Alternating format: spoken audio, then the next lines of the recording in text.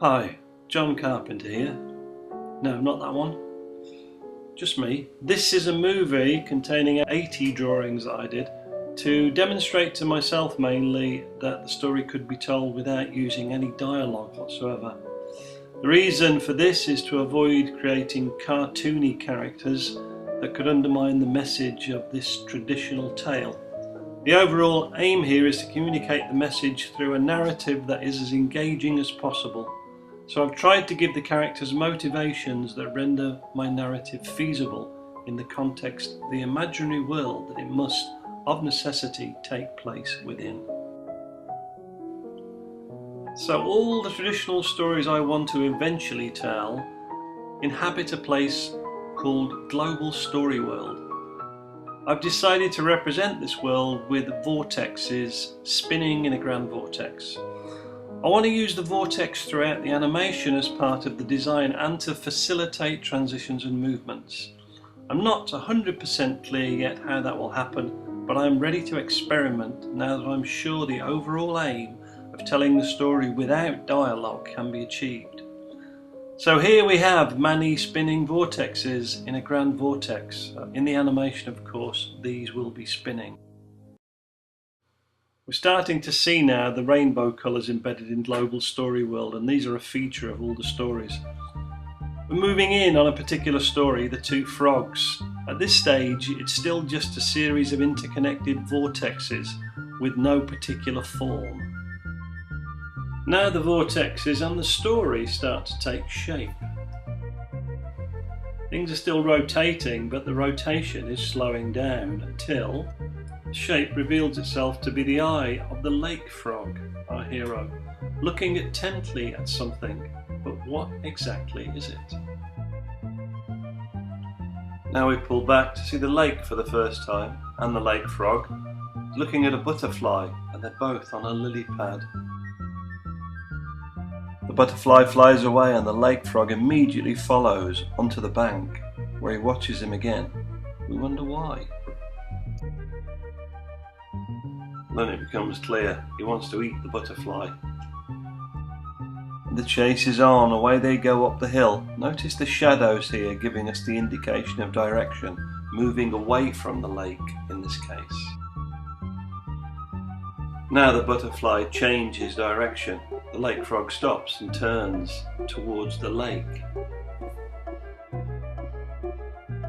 and sees its beauty, maybe for the first time.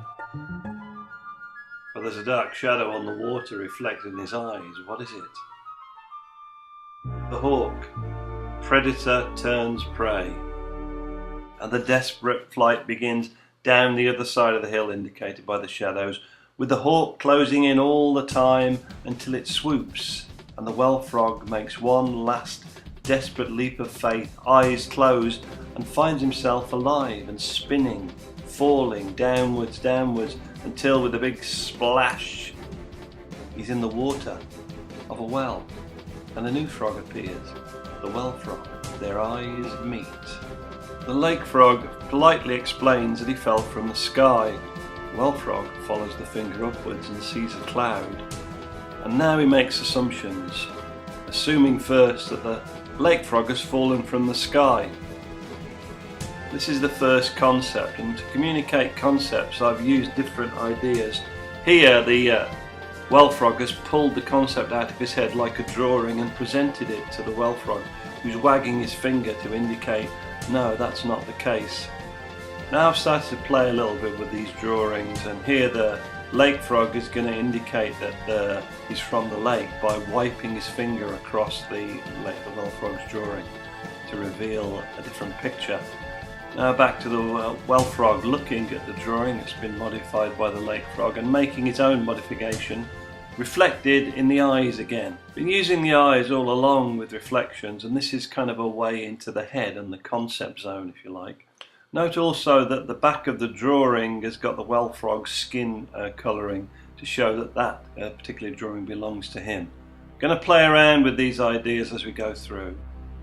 But here you can see that what the well frog's done is simply reduce the size of the lake so it fits inside the well and is much smaller. A lake frog immediately says, oh no, it's much bigger, without realizing, and the concept shatters dramatically, which worries the well frog somewhat, and he gets an idea. Suddenly dives into the water, quite alarming for the lake frog, and starts to swim in these circles, indicating that this maybe the lake is this big, you know, a little bit bigger, but still not as big as the well. Now the lake frog is becoming more tactful and gently tries to indicate that the lake's a little bit bigger, but still the concept shatters. The well frog now swims furiously round, touching the wall, making the biggest circle possible, and the poor lake frog has to say, well, you know, the lake's even a little bit bigger. The well frog snaps, swims furiously across towards the lake frog, and that's when this little fly appears, and all of a sudden, snap, the lake frog eats it. The well frog freaks out and swims off, leaving the lake frog confused. It sees the well frog hiding itself away and wonders why. So it approaches and inquires, and the well frog reveals a new concept now that the lake frog is in fact the devil because of his forked tongue. So the lake frog demonstrates that his tongue is not in fact forked, but it's just sticky. There's now writing on the wall, another idea for transferring concepts between the frogs.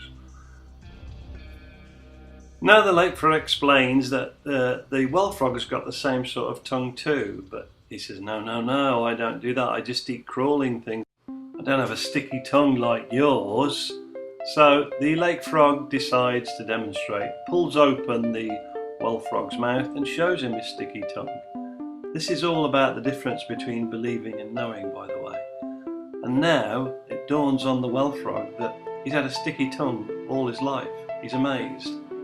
Fly turns up just in time and the well frog has a go at it, misses. He tries this and that, he misses a few times. That's the worst drawing I've done in a long time, that one there. And so the lake frog explains how to do it, a little bit of instruction. And the next thing is the well frog gets his first fly. He's delighted. We get a well done sign from the lake frog, who then explains in the lake there's hundreds of things to eat. The well frog says, yeah, but how do we get out of here? It's impossible. And then another reveal from the lake frog. We have sticky fingers. Away they go. Up the wall that was unscalable according to the well frog. He's learnt something new again from the lake frog.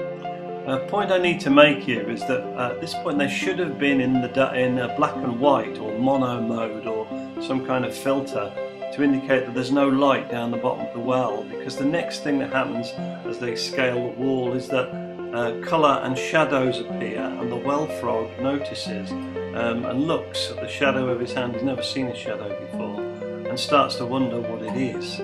This is an interesting point because that's when the lake frog indicates it's all coming from the sun, which is up there.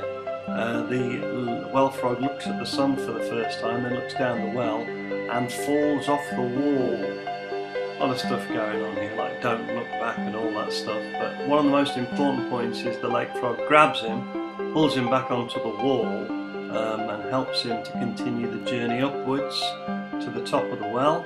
The light getting stronger all the time. Eventually they get to the top, they look up the hill, and the lake frog says, it's just up there, the lake. So off they go.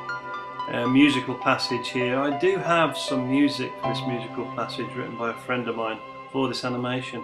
Sadly he passed on a couple of years ago, but I intend to use that wherever I can.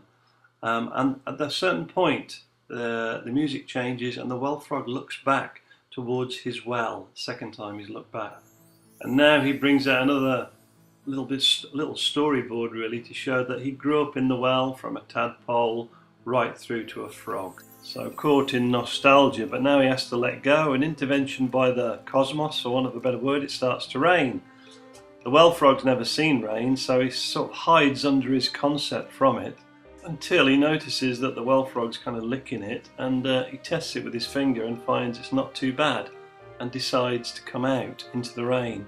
And the next thing is it stops raining and the rainbow appears. Glorious moment. Now, a butterfly appears at this point, a rainbow coloured butterfly. What I'm thinking here is that the butterfly that appeared at the start could also have been a rainbow coloured butterfly, and that would give this kind of some continuity that rainbow coloured butterfly returns. That would imply maybe there needs to be a rainstorm at the start too, but that's for another time.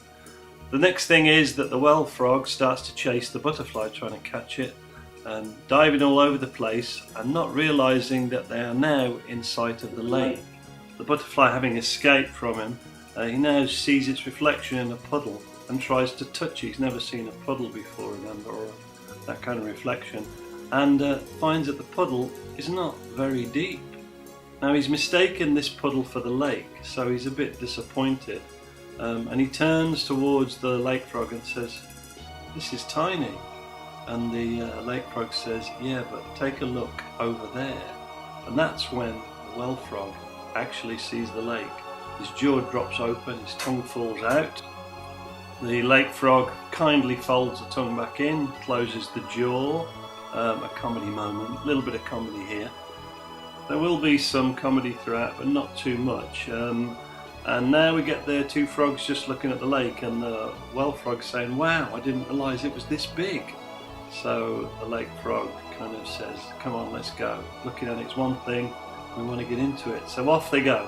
They head off down the hill, back down the hill towards the lake, and they dive into the sunset sort of thing. And as they go in, we go into the well frog's eyes again. Now here we're going to kind of go from the outside to the inside. This is a kind of a synchronistic moment. Going to slowly transition from what the well frog sees reflected to kind of inside the eyes, and we're heading back towards Global Story World from where we started. That's where we've got to get back to. Slowly transitioning into Global Story World, we're going to see the story again going back into its position in the great global story, and we're going to end up back with the spinning vortex, back from where we started. And ready, as they say, for the next one, if this one ever gets finished.